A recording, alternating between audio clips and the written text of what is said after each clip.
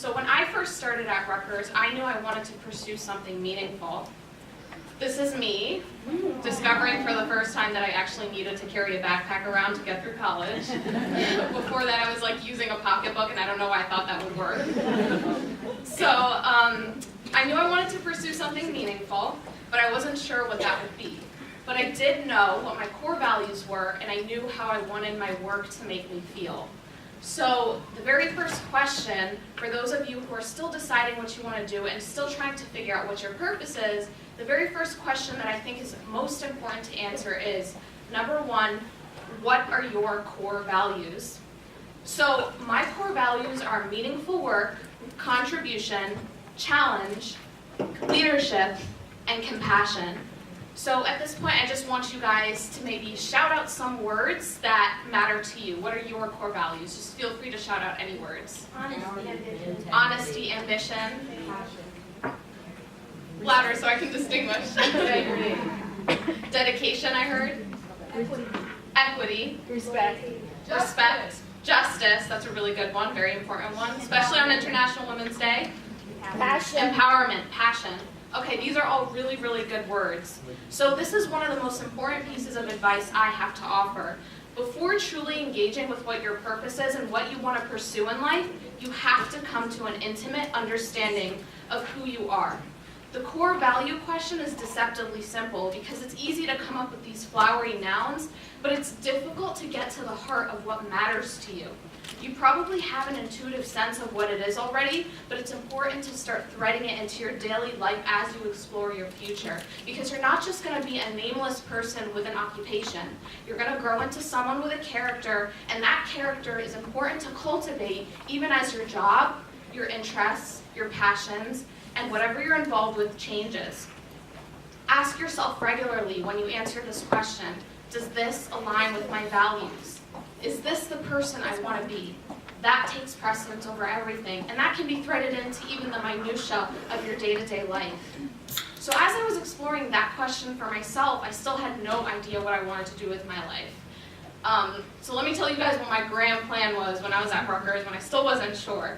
Are you guys ready for this? I bounced from idea to idea. First, I was a political science major for like the first day of school. And then I thought about minoring in art because I love art, or maybe neuroscience because the brain is interesting. I was drawn to healthcare, and then I finally settled on this like amazing plan. I was going to major in computer science, minor in math. I was going to take all the science prerequisites, and then graduate, go to school for physical therapy because I was interested in healthcare, and then subsequently go to law school. So that was me, all 4 years of college, basically. Problem solved, right? So I was grappling with this question. My sister is laughing because I sent her this meme before I used it. I'm like, is this funny? Because I think this is the funniest meme. So I was grappling with that question, and I didn't know it at the time, but I was actually about to go through one of the most difficult challenges of my life. In 2014, my father passed away of a massive heart attack, and he was gone before the ambulance arrived. It was a complete shock, and my family wasn't prepared for it, and we had no idea how to adjust to this new reality. And he died right before my junior year, and I found it so difficult to focus on school. So you're going to find that life throws curveballs at you that you didn't anticipate. And as you move through your emotions, it's important to develop resilience and learn something new about yourself. For me, health took on a new meaning. In 2015, I started Positivity, by the way, valiant effort from Allison trying to say that name, a blog centered on health and fitness because I began a wellness journey that changed my life. I felt strongly about how important it was to live a healthy lifestyle, and I wanted to share what I was learning about plant-based nutrition and lifestyle medicine. At this point, I had decided physical therapy wasn't for me because I had a shadowing experience that I didn't really enjoy, but I still had no interest in medical school. By starting a blog, I was just doing something that I loved and that I really enjoyed. And that brings me to number 2. Take up a hobby that interests you and explore it, especially if you're not sure what you want your future to look like. Get in touch with that intuitive sense of what you enjoy and go after it by performing a hobby or engaging something that you really enjoy. And that's what Positivity was for me. There was no plan attached to it. It was just something that I enjoyed doing. And again, this is an important way to get to know yourself better, which is really the central theme and at the heart of the message that I'm trying to deliver today. So as you're getting to know yourself better, it's also great to get to know other people better. So at this point, I'm going to give you guys 20 seconds to turn to your neighbor and share a hobby that you engage in now or that you want to engage in the future. So 20 seconds.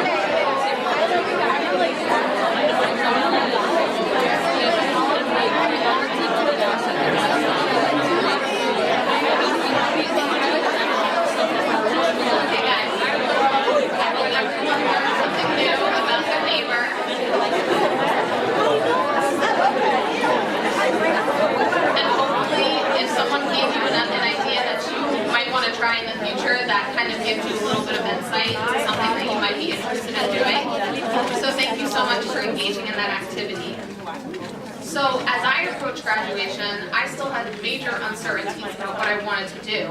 I got hired as an engineer on Wall Street, a software engineer, and in my senior year, I remember a conversation that I had with a student advisor. And I'll never forget this conversation. I told her that I thought it would be a good idea to save money while I figured out what I wanted my next steps to be. And she said, "The money will change you." And the reason I remember this is because I was horrified by it, and till this day I remind myself of it because I know what my core values are, and I want them to remain front and center. Meaningful work, contribution, challenge, leadership, and compassion. Remember, the critical thing at this stage of life is about becoming someone, and that definition is about who you are first, not what your job title is. So I graduated, and I started working in New York City, and this is a picture of me on the day of my graduation at Belfast.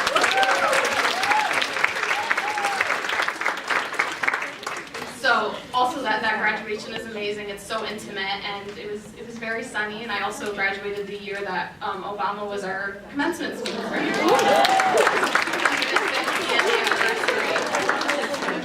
Of Rutgers, so it's incredible. So I started my job as a software engineer, and I honestly felt like I was wearing my shoes on the wrong feet. You know, I enjoyed my job to some extent, but it didn't fulfill me at all. And that emotion day in and day out was so draining. I felt like I was floating along, and it was scary because your whole life, your academic career is basically mapped out for you until you get your bachelor's degree, and then after that, you're in free fall. But even though this felt like a bad thing, I celebrate it now because that blank space is a canvas you can put whatever you want on. That freedom can be terrifying, but it can also be really liberating and thrilling. You just have to choose the way you see it. So at work, I made a friend who I expressed these fears to, and he was extremely supportive, and he pushed me to confront my fears and confront the discomfort of not knowing what I wanted to do. And that friend is actually in the audience right now because he ended up becoming my husband.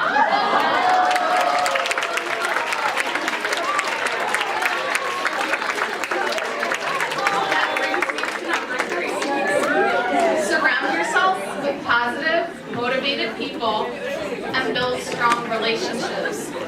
I can't overstate the importance of surrounding yourself with positive people, the right people. And hear what I'm about to say next and take it to heart. The people you're surrounded by inform what you think of yourself. If your circle is unconvinced of your unique power to impact the world in some way, you'll likely be unconvinced of it too. If no one else thinks it's possible for you, it'll be very difficult for you to believe in your vision. And you might find that you end up shrinking yourself to make the people around you who are unsupportive more comfortable. So this is critical.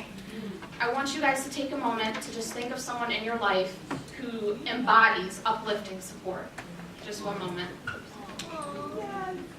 So at this time, I was actively engaged with creating content for my blog, Positivity. My audience was growing, and it dawned on me that I really did actually want to go to medical school.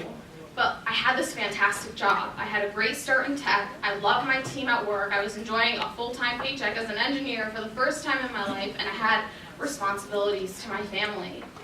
So I agonized over this. I didn't know whether I should quit. I didn't know when to quit. And in an ideal world, I would have, decided I'm going to go to medical school, come up with a game plan, submit my resignation letter, and then off I go into the sunset towards my future. But that didn't actually end up happening. It took me months to decide if I even wanted to quit, and then it took me a whole year to submit my resignation letter. So in the months before I decided to quit, I took the leap, and I started taking organic chemistry, which unfortunately was the science prerequisite that I didn't take when I was at Rutgers.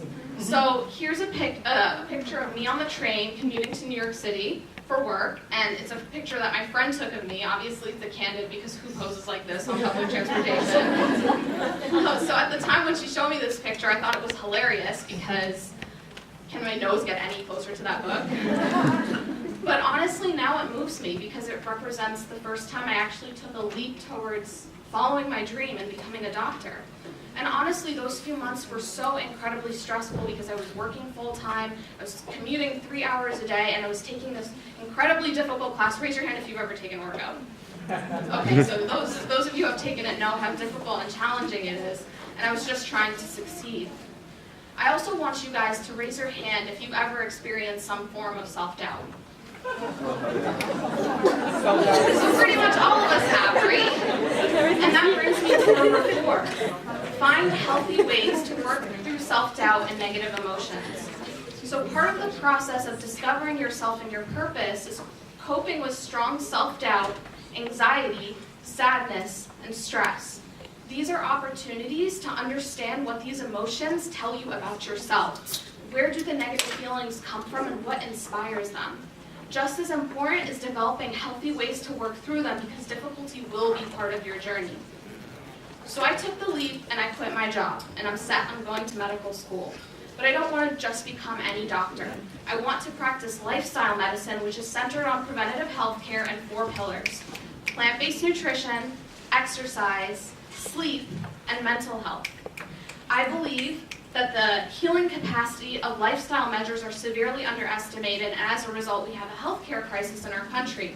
There's a ton of confusion about what to eat, how to live, and it contributes to the chronic disease that's so wildly prevalent today.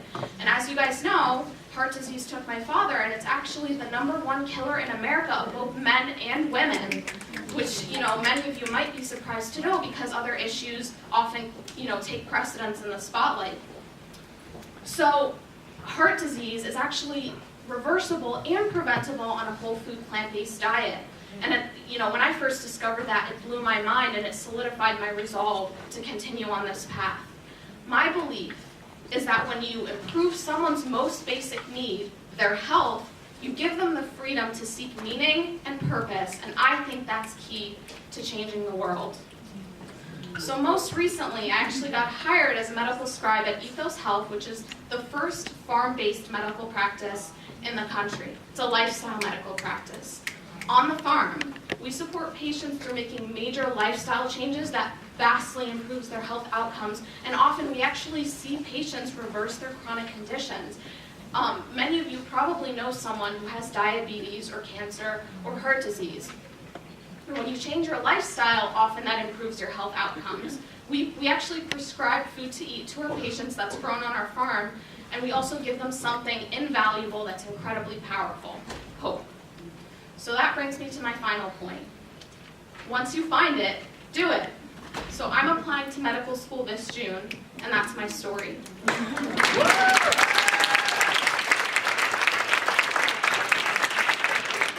Meaningful work, contribution, challenge, leadership, and compassion. Your story may not be as convoluted as mine is, but it's valuable because it's uniquely yours and only you can write it.